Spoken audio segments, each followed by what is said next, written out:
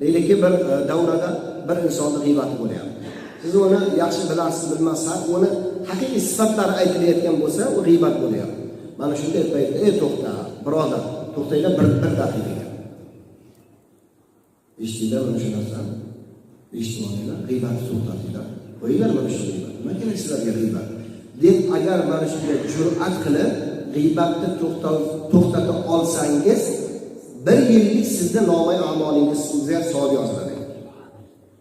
G'iybat bo'lmasa hozir davralarda buning qiziq bo'lyapti-da. G'iybat bo'lmasa qiziq bo'lmay qoldi. Kimlargadir mana shu narsa. Shuning uchun mana shunday jur'atni topa olib, o'sha g'iybatni to'xtata oladigan o'sha insonda jur'at bo'lganda iymoniy jur'at kerak. Iymoniy jur'at bo'lsa albatta mana shu narsa o'sha insonni himoya qilganligi uchun qanday bir katta savoblar yoziladi.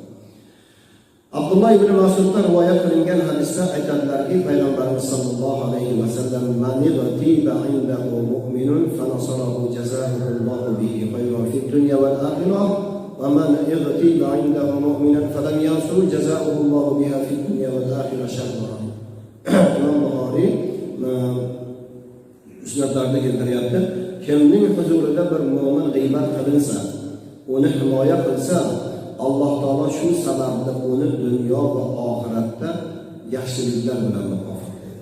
Kimning huzurida bir mu'min g'iybat qilinsa, uni o'sha oldida turgan bir inson, mu'min odam uni himoya qilmasa, Alloh taolo uni dunyo va oxiratni yomonligi bilan jazolaydi. Hali g'iybat qilish bu yoqda tursin, uni himoya qilmaganligi uchun unga katta mana shu dunyo va oxiratda yomonligi bilan mana shunday Alloh taolo jazosini berib qo'yar ekan.